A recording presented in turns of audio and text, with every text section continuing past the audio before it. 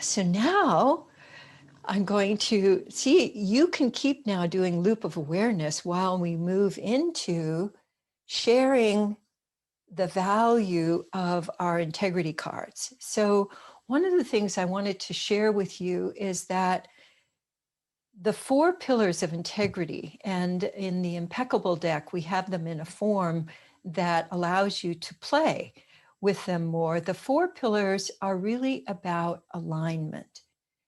They're not about morality. They're not about right or wrong. They're really about you being available to be fully in life and to let life move through you and to let your purpose, your genius shine in the world. So each week, I'm going to introduce another card, and the cards will always have a video that you can find on the Foundation for Conscious Living website. On the front page, you just scroll on down to the Impeccable Integrity deck, and there's a whole series of videos there to assist you in expanding your wholeness. So, the definition of integrity that I really love is an unbroken wholeness or totality with nothing wanting. I just love that. So, I want to be an unbroken wholeness and totality and to experience myself with nothing wanting. And I want to meet other people that way. And I think the most effective way to build a foundation that supports the kinds of choices that we're going to be called upon to make in these next 10 years really requires us to be able to have no gap between experience and expression. So, integrity really has to do with, are you able to respond to life fully and able to participate in life fully? So I wanted to start with agreements. And the reason that we have agreements as part of the four pillars is that agreements have to do with, is there a congruence between what I say I'm going to do and what I do? And the research is kind of stunning in that regard, that we've found that about 3% of people actually reliably do what they say they're going to do. And if we could raise that percentage even just a little more, we would have a much more effective society. Because if I say, well, here's an example. If I say, I'm going to show up at 9 o'clock to do this session with you, and then I don't show up, that would be an example of not doing what I say I'm going to do. But in the old days, people would say, I give you my word. And your word was your agreement. And then people would often shake hands, which we haven't done in the last year, would shake hands. And that was this is my word. I agree that I'm going to do this or not going to do this. So one of the basic skills in agreements is actually doing what you say you're going to do. And that may seem just incredibly simple. And in fact, it is really simple. But what it does is, if I say I'm going to do something, I'm creating a blueprint in space. And then when I step into that, I'm actually making that blueprint real for me in my body, in my life, and in my interactions. And here's the big thing I wanted to focus on today is that, and this was a new discovery for me. When I do something I say I'm going to do, I experience, it's not sometimes a burst, sometimes it's a flow, it's a frisson, it's a spritzer of aliveness. I feel a fountaining of aliveness. And so one of the mistakes with agreements is that people think, they get it confused with their anger at authority figures who in their past, in their childhood, have told them what to do and what not to do. So we get our agreements confused with still being mad at people telling us what we can and can't do. And then we miss the opportunity for agreement to be a source of aliveness for us. So Michelle, can we show the card now? So I want to have you try this on. So this is one of the cards from Impeccable Agreements, and you'll see the picture. Each one of the cards has a picture, and I particularly love this one.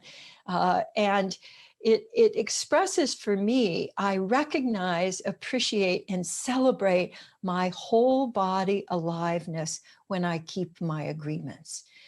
So let me say that again, and then just listen to what you experience in your body as you hear that. I recognize, appreciate, and celebrate my whole body aliveness when I keep my agreements. I can feel just a little wondering in my head going, really? Really? That's how it works? And also a kind of bigger in breath. So notice what you experience. And then we also, with each of the cards, have a question because it activates a different part of your brain. So again, let yourself listen and follow how your body responds when you hear, how can I experience the increased aliveness that comes from keeping my agreements? And I'll say that once more. How can I experience the increased aliveness that comes from keeping my agreements? Mm, mm. And you might find something popping up in your mind, like it could be an agreement or something that you have said you were going to do that you had forgotten about, or you hadn't written down, or you haven't completed. So this would be a great time to just take a moment to jot that down so that you can come back to it. So one of the things I suggest for you when you're playing with the cards is then also take a look at the collage, the image there, and imagine you're having this experience with agreements.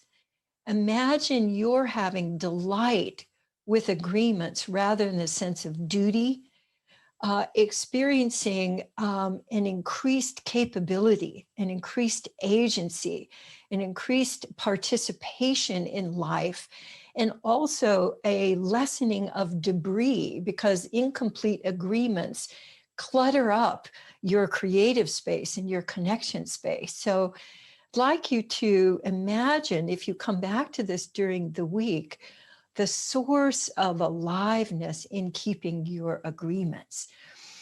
So let's go ahead and come on back to the group now. Thanks. I'm also so happy that that worked. This was our first run at having the screenshot come up, and I think it worked pretty well. So I'd like to invite, yes, thank you. I'd like to invite everybody to think of one incomplete agreement, something that you said you were going to do that you haven't completed, or a nuance of that, or a new agreement. They're going, oh yes, here's something that I want to do. And that's a whole other aspect of agreements that we'll be coming back to. But the big thing that I wanted to really bring to your awareness is that agreements, I think of them as the cornerstone of all of the other 4 pillars of integrity. And I used to think of it as a canary in a coal mine, which is it's an image that I'd like to replace because it has sort of a death spiral image that agreements, keeping my agreements, I'll think of that now as it's unkinking the hose of my aliveness. And that it's the first place that I look to think, how am I doing with my integrity? Am I really as alive and engaged in life as I can be? Do I feel as powerful in participating? So the first place that I'll look is to agreements, because agreements, if I'm keeping my agreements, making and keeping agreements, then all of the other 4 pillars are going to work. But if there's a wobble in agreements, it's really like having a wobble in your alignment of your tires on your car. So if you don't fix that, the wobble is going to move through the whole vehicle and affect everything else. So this is the first place that I like to look. If I'm feeling like something is off, I'll kind of do a little review of my agreements. What have I said that I was going to do that I haven't? And here's the thing, you can always clean up your agreements. You can always say, oh, I realized I made an agreement with you a couple of months ago that I was going to look up that project and get back to you, and I didn't. And so that's another one of the agreement skills that's very possible. So here's the thing about integrity, that we think if I've fallen out of integrity, that it's all over. Our perfectionist gets in there and says, okay, now you failed and it's all over. But what I found is that you can recover your wholeness. You can recover integrity with the integrity skills. And that's one of the main reasons for sharing them with you, because in my experience right now, we have so many wobbles in the collective about shared reality. What is true? What does it mean if I say I'm going to do something? So I want to take several months here to explore with you and to share our explorations of what it's like to live in integrity. So I really appreciate you showing up and playing. And one of the things I want to suggest to you this week is to explore when I am actively making and keeping agreements, do I feel more alive? So for me, I feel also like I've gotten cobwebs off. I feel awake and aware and ready because I haven't got a lot of debris that's in the way. So I'd like you to know, what are my body sensations? What's my relaxation? What's my sleep like? What's the quality of my interactions with others as I'm focusing on the power of making and keeping my agreements? So I want to just pause there a little bit, and I'd like you to come back to a little loop of awareness, giving some curious attention to you in your agreement self. What's my agreement self feeling like right now? And am I willing for everybody else that's on the call or even not on the call, my friends, to wake up to the value of aliveness and increased aliveness of making and keeping my agreements? And if you find yourself getting judgmental or policing yourself, this is a great place to go, I can love myself for forgetting that one, for getting confused about and confusing my anger at somebody with not keeping my agreement with them. So there's a lot of richness to share. And I invite you to write that down, share with other people. So I want to invite you to unmute yourself and make any sounds, sharing any sounds. And we're going to end our participation for today. And I look forward to seeing you all next week.